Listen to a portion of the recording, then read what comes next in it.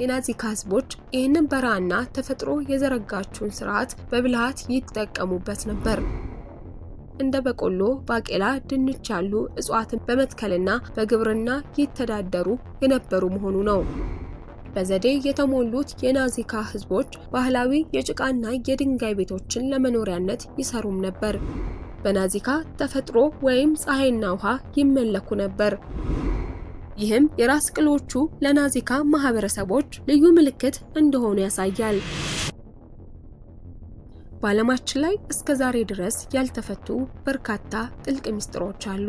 ይቺ ምድር ተገልጦ ከምናየው ውስብስብ ካልሆነ ገጿ በተጨማሪ በርካታ የማይታመኑና ዕለት ዕለት በሚፈጠሩ አዳዲስ ነገሮች የተሞላች ናት። በእርግጥ በተለያዩ ማህበረሰቦች፣ ባህሎች፣ አመለካከቶችና አካባቢዎች መታጠሯ ለዚህም ሳይረዳት አልቀረም። ታዲያ በየጊዜው ከሚገኙት አዳዲስ ዜናዎቿ ባልተናነሰ ተረስተውና ተቀብረው ቆይተው የሚወጡ ታሪኮቿ ቀዳሚውና ትልቁን ስፍራን ይይዛሉ። በዛሬው ቆይታችንም ጥንታዊ የዓለማችን ሚስጥራዊ ክፍሎች ሆነው ከቆዩ ቦታዎች መካከል አንዱ የሆነውን የናዛ ላይንስን እናስቃኛችኋለን። ለቻናላችን አዲስ የሆናችሁ የኢሴን የዩቲዩብ ቻናልን ላይክ፣ ሼር፣ ሰብስክራይብ ማድረግ አይርሱ እያልን በቀጥታ ወደ ታሪኩ እናልፋለን። በደቡብ አቅጣጫ ፔሪ ላይ ተንጣሎ የሚገኘው የናዛ በረሃ ሰዎች ለመኖር የማይመርጡት ከሰማይ እሳት የሚዘንብበት እርጥበት የተለየው ሕይወትን ሁሉ አድርቆ የሚያስቀር ደረቅ ስፍራ ብቻ አልነበረም። በእርግጥ መሬቱ ቢዘሩበት የማያበቅል አሸዋና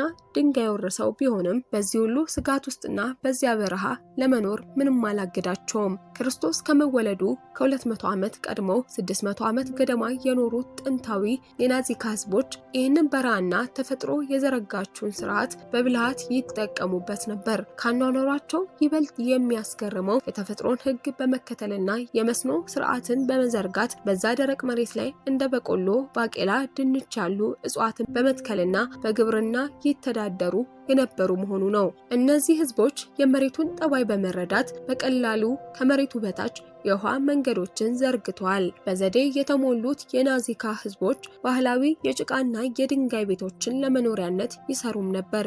እነዚህ ቤቶች ቀላልና ለበረሃ አየር ተመጣጣኝ ተደርገው የተሰሩም ነበሩ። ከነዚህም በተጨማሪ በእደ ጥበብ ስራ ላይ የተሰማሩ በመሆናቸውም በሸክላ የተለያዩ ቅርጾችን እያወጡ ቀለማትን በመቀባት ለየት ያለ ስዕሎችም ይስላሉ።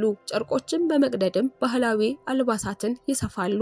ናዚካዎች ራሳቸውን በህይወት ለማቆየት ከሚያደርጉት ጥረትና ከጥበባዊ የእጅ ስራቸው በተጨማሪ የሚታወቁት በሃይማኖታዊ ስርዓታቸው ነው። በናዚካ ተፈጥሮ ወይም ፀሐይና ውሃ ይመለኩ ነበር። ከዚያም በተጨማሪ ልክ እንደ ጥንታውያን ግብጾች ሬሳዎች ሳይበላሹ አድርቆ የማቆየት ሙሚ የመስራት ልምድ ነበራቸው። ይህ ብቻ አይደለም። ሙታኑን ካደረቋቸው በኋላ ከነ አልባሳታቸውና እቃዎቻቸው ጋር አንድ ላይ ይቀብሯቸዋል። የናዚካ ህዝቦች ምንም በሌለበት በበረሃ ውስጥ ቢኖሩም በጣም የተደራጀ ህይወትን የሚመሩ ልዩ ችሎታና ጥበብ እንዲሁም የውሃ ቴክኖሎጂ የነበራቸው ህዝቦች ነበሩ።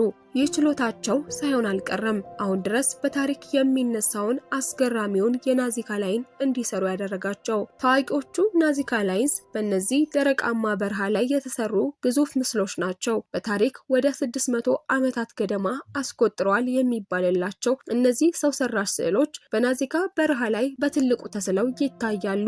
ስዕሎቹ ሰፊውን የመሬቱን ክፍል የሸፈኑ ረጃጅም መስመሮች ያላቸው ሲሆን አንዳንዶቹ ስዕሎች እስከ ከፍተኛ በሺዎች የሚቆጠር ሜትር ይደርሳሉ።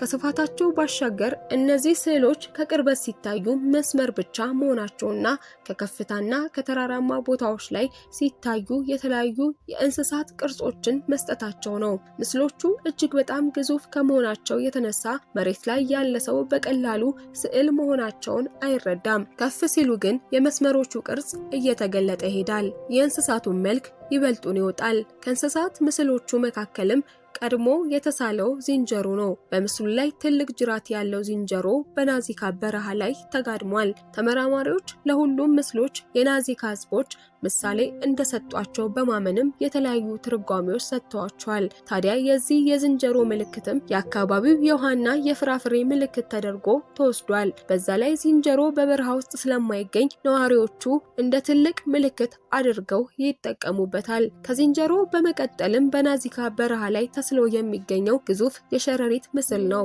ይህ ምስል ዝናብና ውሃን የማምጣት ምልክት ተደርጎ የሚታሰብ ሲሆን የመለኮት ኃይል ምልክት ተደርጎም ይወሰዳል። ከሸረሪት ምስሉ በመቀጠልም ረጅም መንቆር ያለው ወፍም ተስሎ ይታያል። የዚህ ወፍ ምስልም የኃይልና የህይወት ምልክት እንደሆነ ይታመናል። ናዚካዎች ከፀሐይና ከተፈጥሮ ኃይሎች ጋርም ያያይዙታል።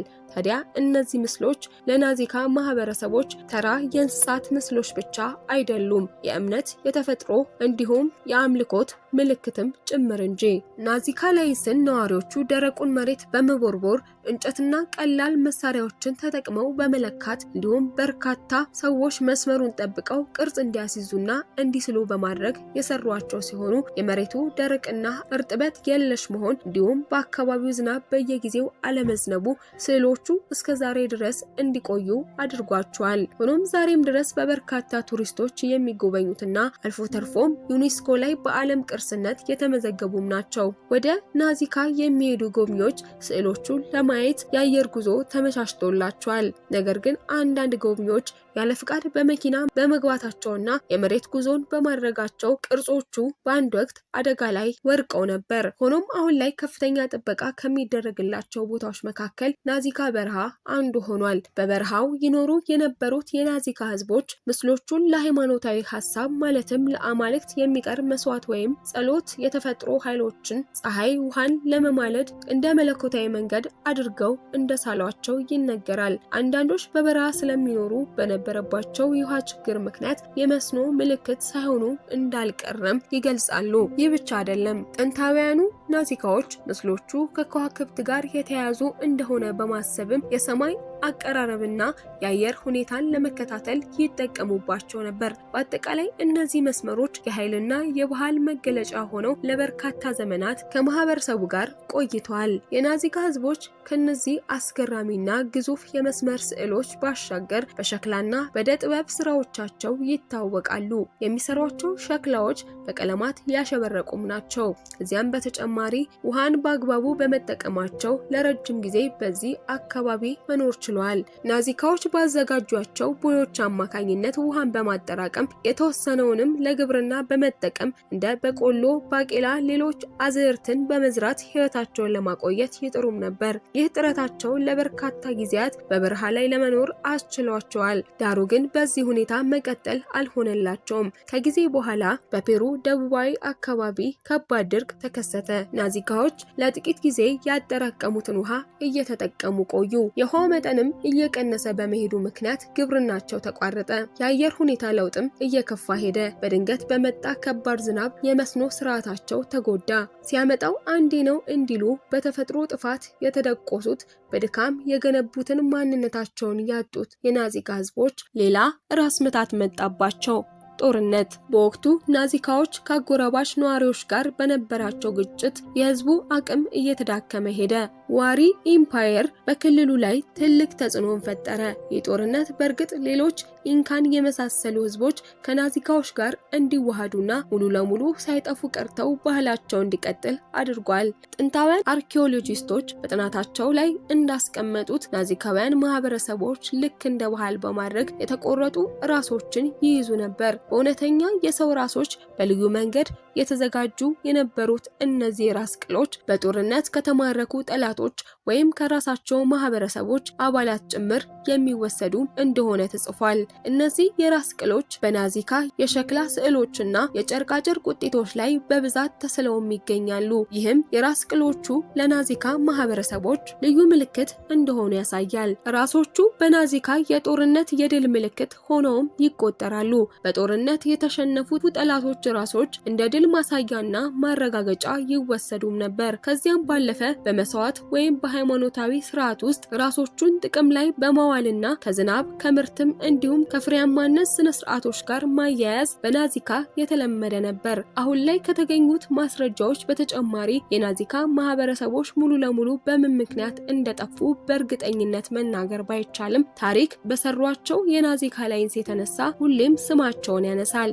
ውድ የቻናላችን ተከታታዮች የዛሬ ታሪካችን በዚሁ ተጠናቋል። በቀጣይ በሌሎች የፍቅር፣ የወንጀል አስገራሚ ታሪኮች እስከምንገናኝ ድረስ የኢሴን የዩቲዩብ ቻናልን ላይክ፣ ሼር፣ ሰብስክራይብ ማድረግ አይርሱ እንላለን። ሰናይ ጊዜ ለእናንተ ተመኘን።